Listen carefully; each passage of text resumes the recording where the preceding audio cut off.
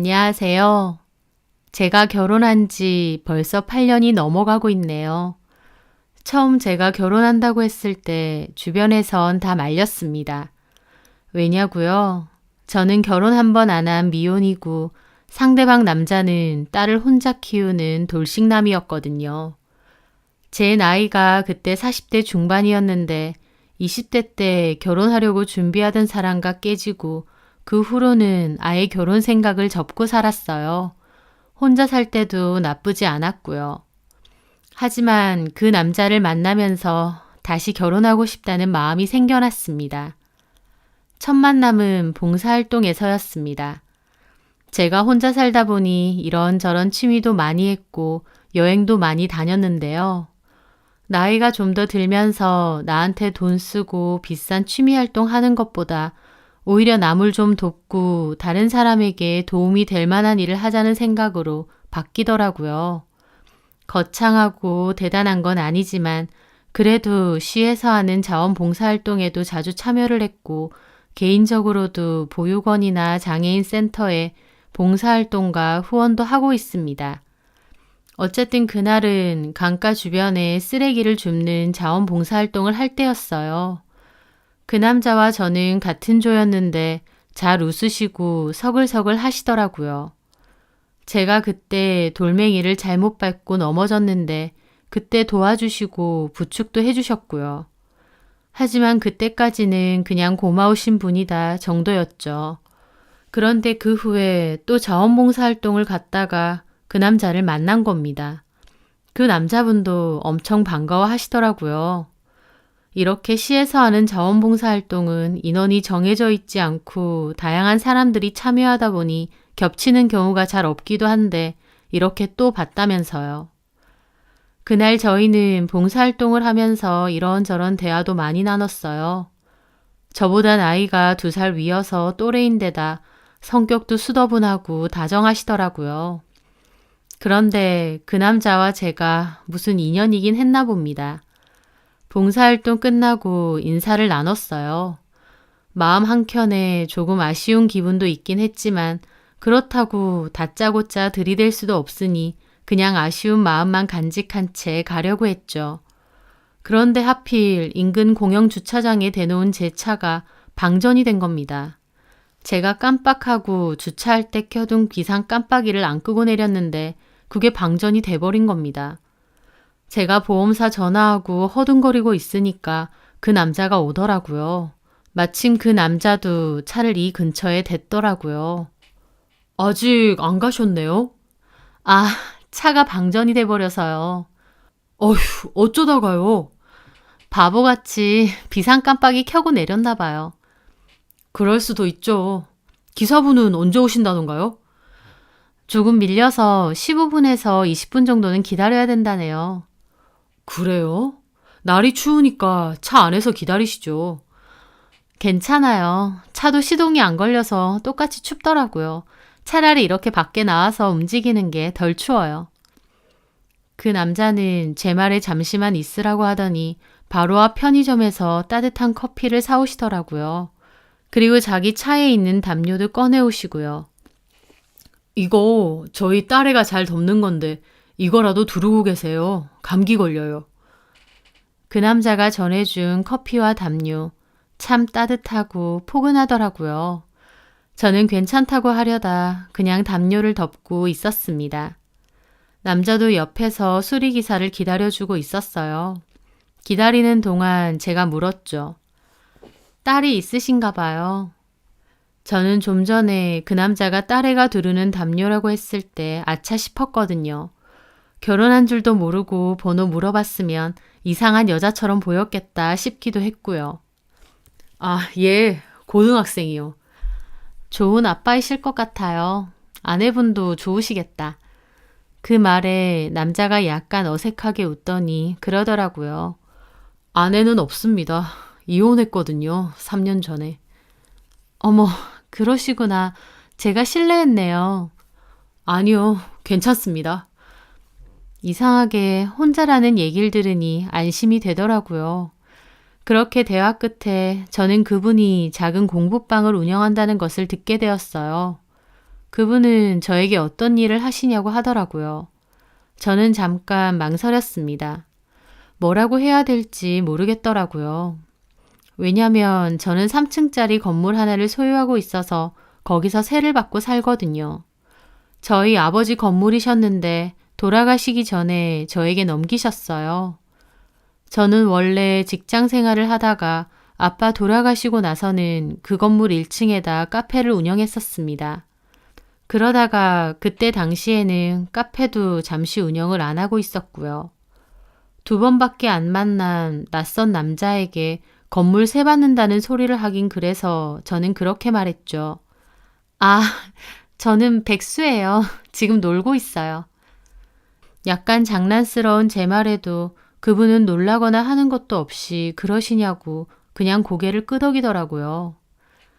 1년 전에 카페를 운영했었는데 여러 이유로 지금은 안 하고 있어요. 아, 그러면 백수도 아니죠. 좀 쉬시는 거네요. 일종의 재충전 시간? 재충전이 좀 길어지긴 하죠. 뭐 어때요? 사람은 누구나 그런 시간이 필요한데요. 저도 줄곧 공부방을 운영했는데 갈수록 학생들도 줄어들고 좀 빠듯해서요. 딸내미 대학교 들어가고 나면 너 알아서 좀 살라고 하고 저도 공부방 그만둘까 싶어요. 그때는 저도 재충전을 좀 해야겠죠. 네. 그나저나 배터리 충전도 빨리 해야 되는데 기사분이 많이 늦으시네요. 그렇게 대화를 나누다 보니 어느새 기사분이 오셔서 충전을 해주셨고 저는 그 남자에게 담요를 돌려드렸습니다. 감사했습니다.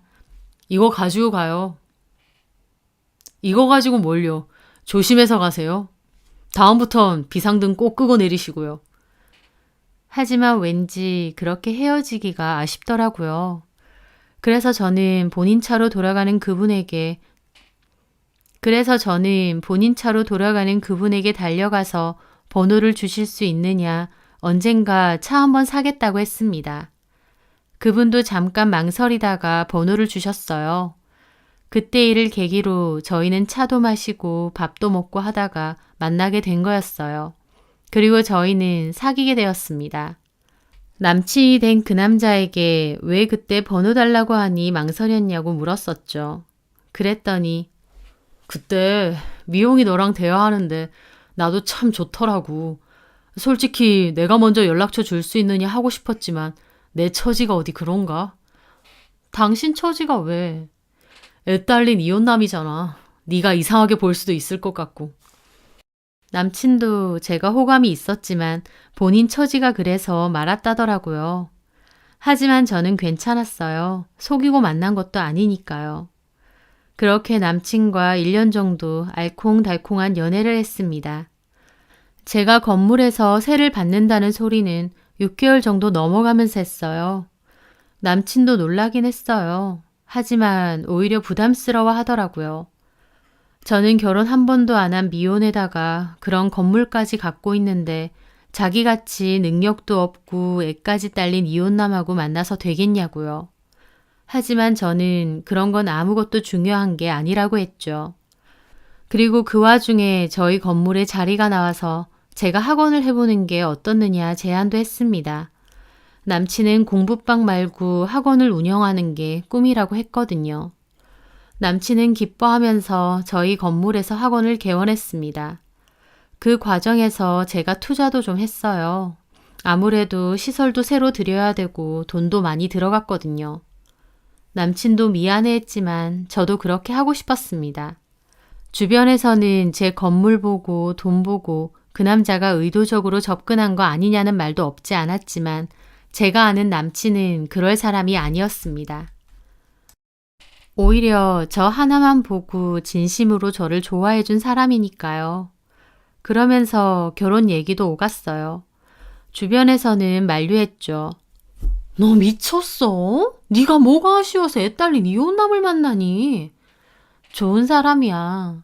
누가 안 좋대? 나도 영수 씨 만나보니까 착하고 선하고 너한테도 진심인 거 다 알겠어. 그래도 결국 애 딸린 이혼남이잖아. 너 잘 생각해. 그 남자랑 결혼하면 그 남자랑만 사는 거 아니다. 그 집에도 네가 키워야 된다고. 고등학생이야. 이제 손 갈 때 지났어. 그러니까 더 문제지. 차라리 네가 네 애처럼 처음부터 키우는 것도 아니고 클 대로 다 큰 애한테 네가 엄마라고 하면 걔가 잘 받아들이겠냐고. 몇 번 만나봤는데 나 좋아해.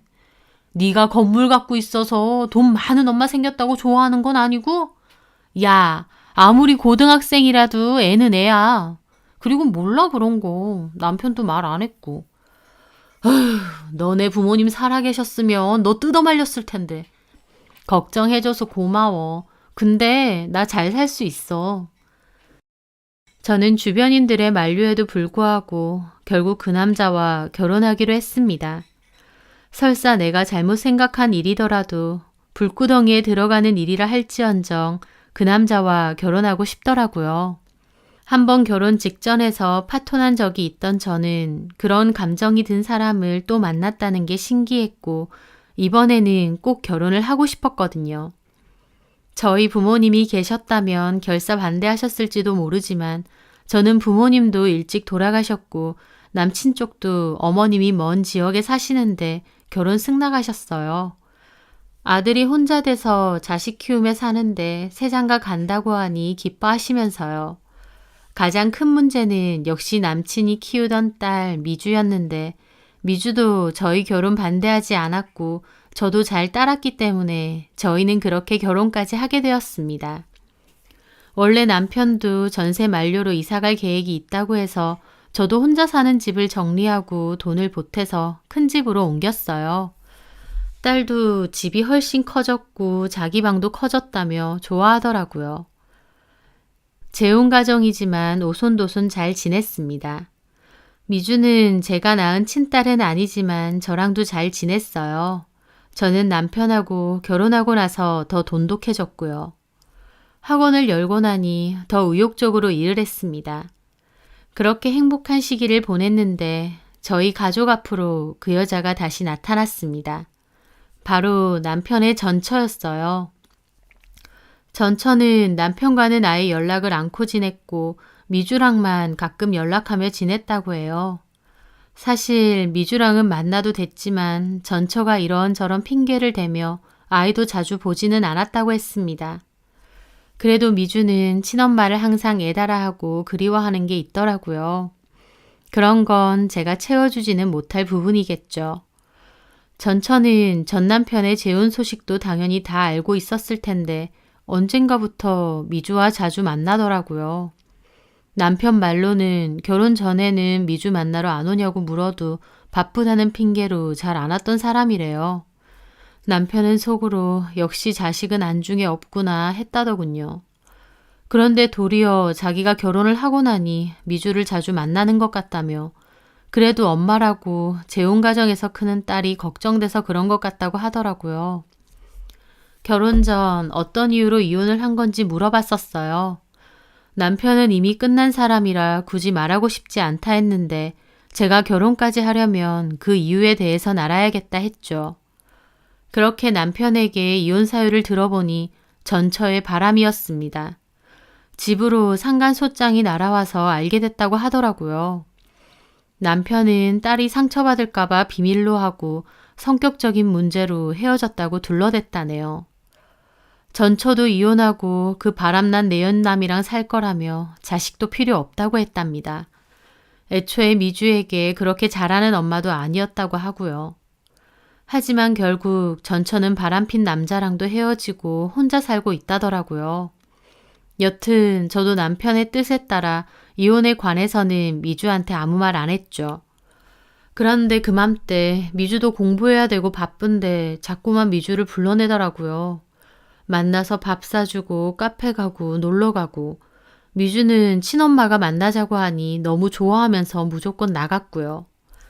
남편하고 이혼할 땐 자식이고 뭐고 필요도 없다 하며 이혼 후에도 거의 안 보고 살았다면서 이제 와서 뒤늦게 모정이 사무치는지 딸한테 엄청 잘한다는 것 같더라고요.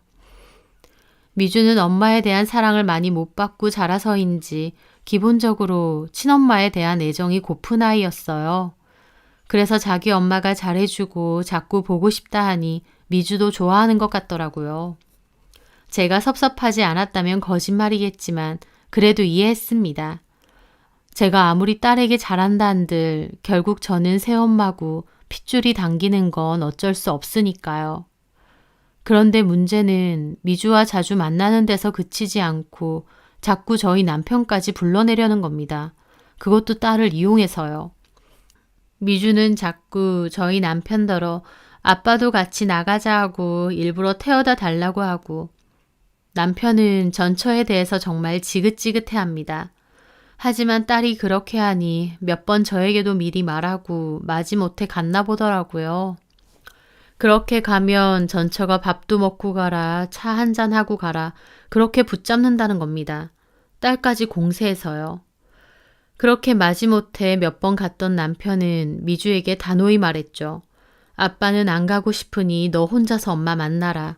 엄마 만나는 거 아빠 상관 안 한다. 하지만 아빠는 안 갈 거다 라고요.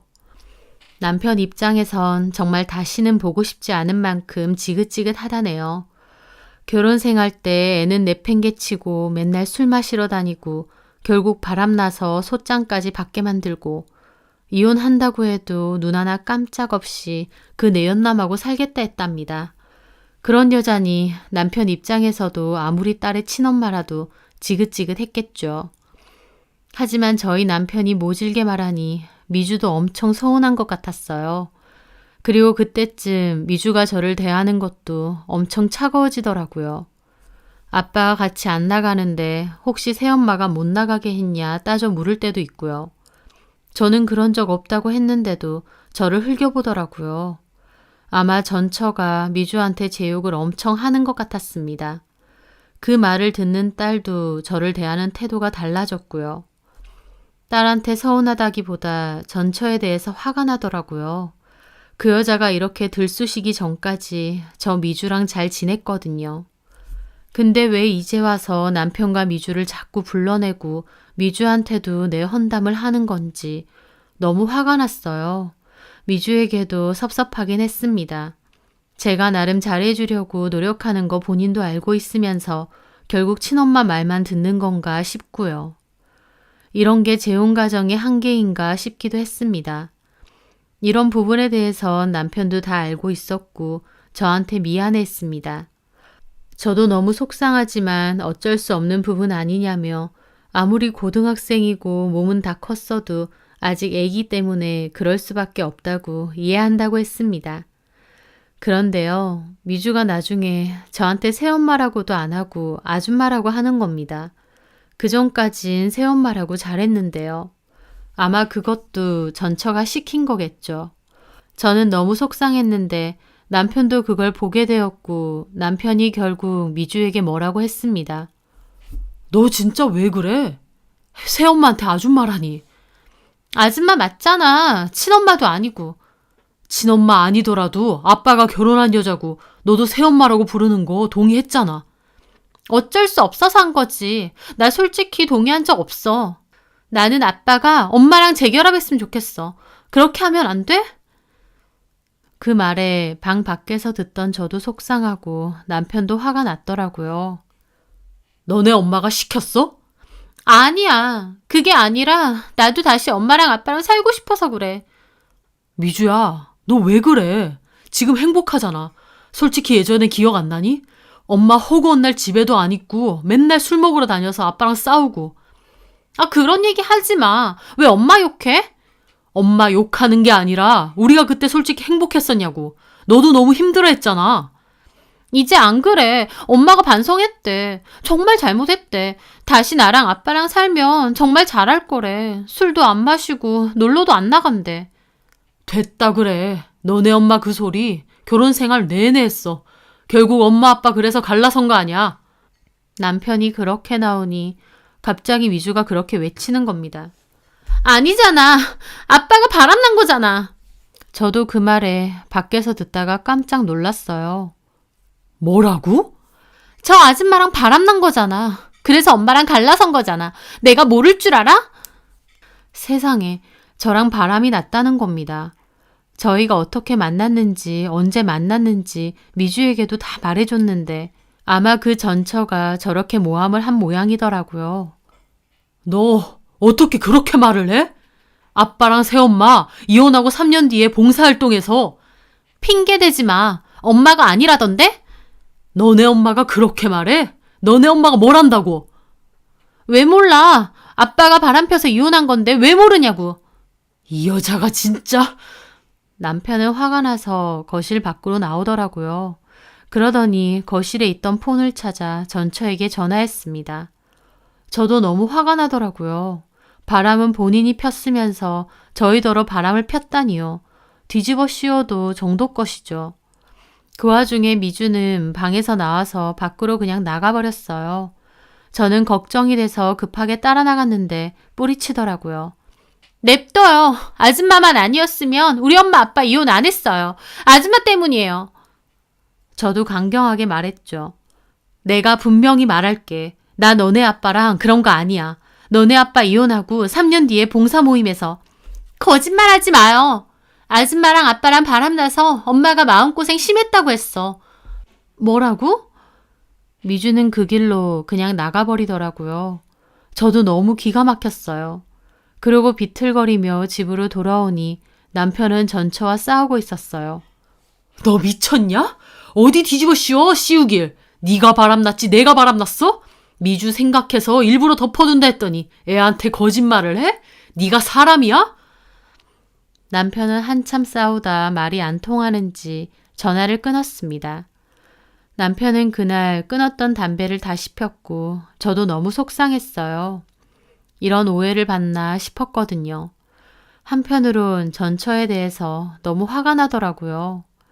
미주는 그날 집으로 돌아오고부터 저에게 한마디도 걸지 않았어요. 저는 결국 전처에게 전화를 걸어서 만나자고 했습니다. 참담한 기분으로 카페에서 기다리고 있으니 오더라고요. 오자마자 저를 막 훑어보더니 혼잣말로 그러더군요. 나이가 좀 있네. 미운이랑 결혼했다길래 어린 줄. 예인은 밥 말아 먹었더라고요. 저도 흥분하지 말자 생각하며 입을 열었죠. 성함이 황지연 씨 맞으시죠? 맞는데요. 저는 홍영수 씨랑 결혼한 손미영입니다. 알아요. 미주 만나는 거 딸이니까 당연하고 저도 그런 부분은 신경 안 씁니다. 그런데 미주만 만나면 됐지 왜 남의 남편 자꾸만 불러대고 미주한테 제 험담하는 거예요? 그 말에 전처는 막 노골적으로 코웃음을 치더라고요. 아니, 내가 내 전 남편 부르는 건데 뭔 상관인데요? 지금은 제 남편이잖아요. 그래서 어쩌라고요? 우리 사이에 내가 있어. 애가 있으면 부모끼리 나눌 대화가 많거든. 부모끼리 대화를 좀 하겠다는데 당신이 뭔데? 당신이 착각하나 본데 당신 홍영수 새마누라는 맞아. 근데 우리 딸 엄마는 아니야. 엄마는 나거든. 네, 그러세요. 저도 미주 좋아하고 아끼지만 결국 제가 친엄마도 아니고 제가 할 도리만 하는 겁니다. 3, 4살 애도 아니고 사리분별되는 고등학생인데 제가 억지로 이제 내가 엄마다 할 수는 없죠. 어머, 세상에. 대놓고 딸 아니라 이거네. 다만 제 할 도리는 한다는 거예요. 그리고 이런 얘기를 그쪽한테 더 할 필요는 없고요. 딸 이용해서 자꾸 남편 만나려고 하는 짓 그만하세요. 그리고 미주한테 남편과 제가 바람을 폈다느니 어쩌느니 했다는데 어디서 말도 안 되는 소리를 하세요? 아까 이름 손미영이라고 했죠? 이봐요, 손미영 씨. 나 그 사람이랑 15년 살았어요. 그쪽 결혼한 지 이제 1년 됐지? 그쪽이 홍영수 씨를 잘 알겠어. 내가 잘 알겠어. 뭔 소리 하는 거예요? 홍영수가 바람나서 헤어진 거야. 대놓고 증거는 못 잡았지만 어쨌든 그래. 그쪽이랑 그때부터 만났는지도 모르지. 저도 그 말에 코웃음 쳤죠. 저기요, 작작 좀 하세요. 바람은 그쪽이 폈잖아요. 집으로 상간소속 날아온 거 모를 줄 알아요? 본인이 애고 남편이고 내팽개치고 바람피다가 이혼당한 주제에 어디다가 뒤집어 씌우냐고. 제 말에 그 여자 얼굴이 뻘개지더라고요. 뭐라고? 말 다 했냐? 네가 뭘 하는데? 다 한다. 어쩔래? 그냥 깨놓고 말할게. 너 뭔데 자꾸 남의 남편한테 수작질이야 이제 와서. 이제 와서 아까워? 그래서 질척이는 거야? 내 남편이 너 생각만 해도 너무 싫고 끔찍하대. 그러니까 작작 좀 하라고. 제 말에 전처가 자리에서 일어나서 삿대질을 하는 겁니다. 말하는 것 봐. 완전 깡패년이네 이거. 야, 너 내 남편 잘 나가는 학원 원장이라서 그거 믿고 들러붙었지? 나랑 살 때는 손바닥만한 공부방 하나에서 돈도 못 벌었는데 이젠 얘기가 다르지. 내가 누구 좋으라고 너한테 주니? 저는 그 말을 들으니 왜 전처가 저희 남편과 재결합을 원하는 건지 알겠더라고요. 공부방 할 때와 달리 지금은 규모도 크고 입지 좋은 곳에서 학원을 하고 있으니 이제 와서 남편이 아쉬워진 거였습니다. 정작 누구 덕에 남편이 그 학원을 운영하게 된지는 모르나 보더라고요. 지금 보니 생긴 것도 그저 그렇고 미혼인 거 하나 내세워서 순진한 남자 꼬신 모양인데 나도 이렇게 못 물러나지. 지금 사는 집도 평수 꽤 된다며? 이제 와서 학원 잘 되고 집까지 넓은 데로 옮긴 모양인데 누구 좋으라고 내가 빠져주길. 착각 좀 그만하시지. 이혼한 거 잊었어? 누가 들으면 이혼 안 한 줄 알겠어. 그쪽 아무 권리 없거든. 야, 나이만 들었지 이거 완전 애송이네. 결혼 한번 했던 부부는 언제든지 다시 재결합할 수 있어. 왜냐면 우리 사이 내가 있거든. 지금은 나한테 서운해서 저러지만 결국 딸이 재결합 원하면 할 수밖에 없어. 그 남자 완전 딸바보거든. 그건 몰랐나 봐. 전처는 그렇게 말하더니 일어서더라고요. 더 할 말 없지?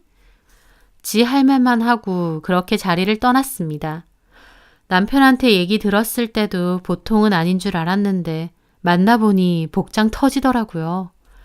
그렇게 그 여자가 자리를 뜨고 곰곰이 생각했습니다. 그 여자는 남편 학원이며 집이 다 남편 거라고 생각하더라고요.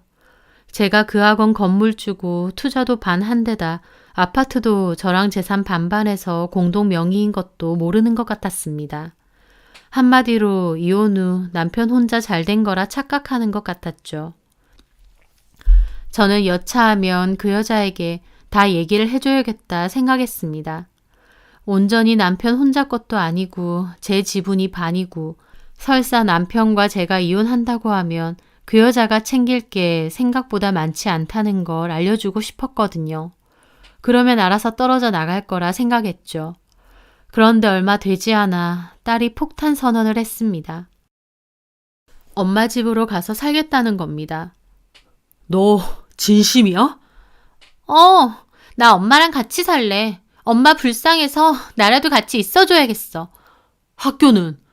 엄마가 차로 태워준다고 했어. 나도 엄마랑 사는 게 편해. 이 집, 네 방 넓어서 좋다며. 넓으면 뭐해. 엄마가 없는데. 미주는 완강하게 나오더라고요. 저는 그걸 보는데 왠지 전처가 시켰다는 생각이 들었어요. 생각보다 남편이 안 돌아서니 딸을 볼모로 잡고 좀 세게 나오는 것 같았죠. 미주가 그 집 가 있으면 남편도 어쩔 수 없이 한 번씩 가게 되고 그걸 빌미 삼아 재결합을 하려는 계획인 것 같았어요. 하지만 어림도 없죠. 저와 남편은 상의를 했어요. 저나 남편이나 미주가 저렇게 원하니 당분간만이라도 미주를 보내자고 결론 내렸습니다. 그렇게 미주는 전처 집에서 당분간 살기로 했습니다. 예상보다 미주는 더 자주 남편에게 연락하며 보고 싶다고 집에 놀러 오라고 엄마랑 같이 밥 먹자며 부르더라고요. 하지만 남편도 저와 약속을 했었기에 갖은 핑계를 대며 안 갔습니다. 그렇게 한 달 정도가 됐을 무렵 제가 그 여자에게 전화를 했어요. 왜? 아예 대놓고 반말하더라고요. 저도 반말로 했죠. 내일 모레 남편 생일인데 미주 보내. 같이 밥 먹을 거니까. 웃기고 있네. 네가 뭔데 남의 딸을 보내라 말아야. 알아서 할 거니까 신경 꺼. 그래 그럼. 참 그리고 그쪽한테 해줄 말이 있어. 뭐? 그쪽이 뭔가 착각하는 것 같은데 남편이 하는 학원 그 건물 내 거야. 게다가 내가 남편한테 제안해서 학원 차린 거고 그 학원 차릴 때 투자금 내가 반이야. 제 말에 전처가 말이 없더라고요. 당황한 것 같았어요. 하지만 아무렇지 않은 척 그러더군요. 그런데? 그런 소리를 왜 하는 거야? 톡 까놓고 말할게. 우리 남편이 갑자기 크게 학원 차리고 잘 나가는 것 같으니 배 아픈 모양인데 그거 온전히 남편 거 아니라고. 막말로 나랑 끝나고 그쪽한테 간다 쳐도 학원? 꿈도 꾸지 마. 다 정리해서 다시 공부방 해야지. 그리고 이 집도 그래. 엄밀히 내 지분이 더 높아. 공동명이고. 물론 이 집도 갈라설 거면 깨끗하게 분할할 거고. 한마디로 돈 보고 우리 남편한테 다시 찝쩍거리는 짓은 의미 없다 이거야. 제대로 알아봤어야지. 제 말에 그 여자는 당황했는지 한참이나 말이 없더라고요. 그러면서 겨우 한다는 소리가 네가 내 남편 돈 보고 꼬신 게 아니라 홍영수가 돈 보고 너한테 접근한 거네?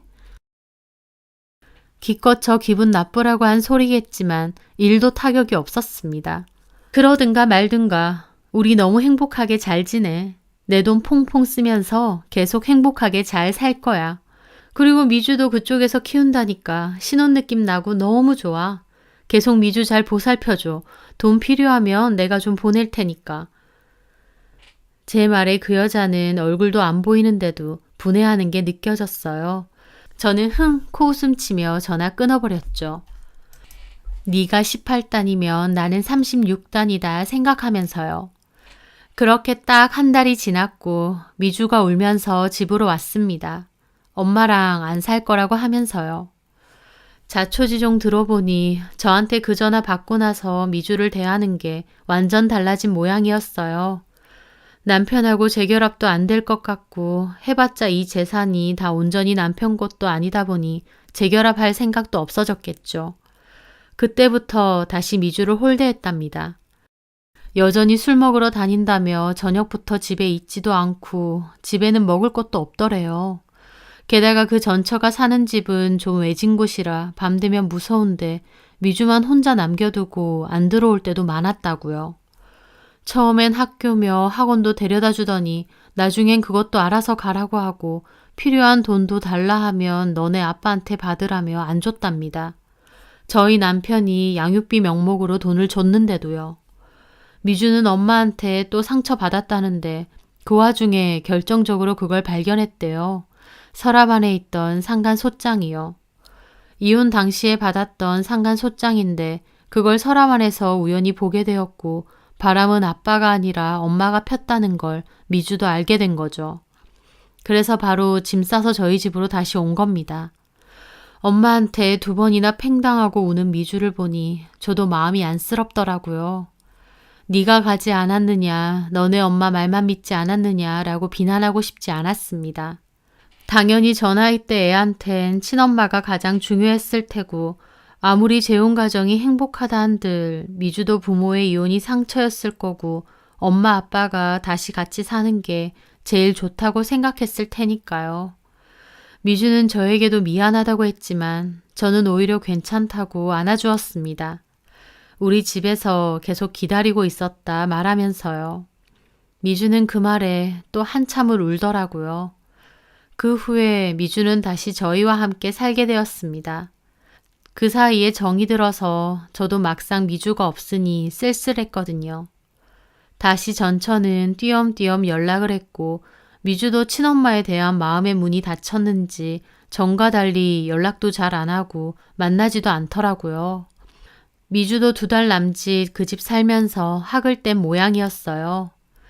그 후 미주는 대학에 진학을 했고 좀 먼 지역의 기숙사로 가게 되면서 집을 나가게 됐습니다. 방학 때만 내려오고요. 저랑은 여전히 잘 지냅니다. 언젠가부터 저에게 새엄마나 아줌마가 아닌 엄마라고 부르더라고요. 저도 제가 낳지는 않았지만 미주를 제 딸이라고 생각하고요. 처음 미주가 전처 말만 듣고 삐딱선 탔을 때는 저도 너무 속상했고 남의 눈에 물 대준다는 말이 뭔지 알겠다 싶었습니다. 제가 아무리 잘하면서 키워도 결국 친엄마가 우선일 테고 나중에도 친엄마만 찾는다 생각했으니까요. 하지만 오히려 그런 일로 인해 미주와 제 사이도 단단해진 것 같아요. 미주는 한 번씩 그때 일을 얘기하며 자기를 잘 받아줘서 고맙다더라고요. 그래서 제가 그랬죠. 자식이 돌아왔는데 안 받아줄 부모는 없다고요. 남편이 좋아서 결혼했지만 미주 역시 제 딸로 받아들였고 저는 그 여자가 얄미워 보내긴 했지만 미주를 기다리지 않은 적은 없거든요. 미주도 그런 제 진심을 알아준 것 같고요. 앞으로도 지금처럼 남편과 제 딸 미주와 함께 오손도손 행복하게 잘 살고 싶네요. 제 사연 들어주셔서 감사합니다.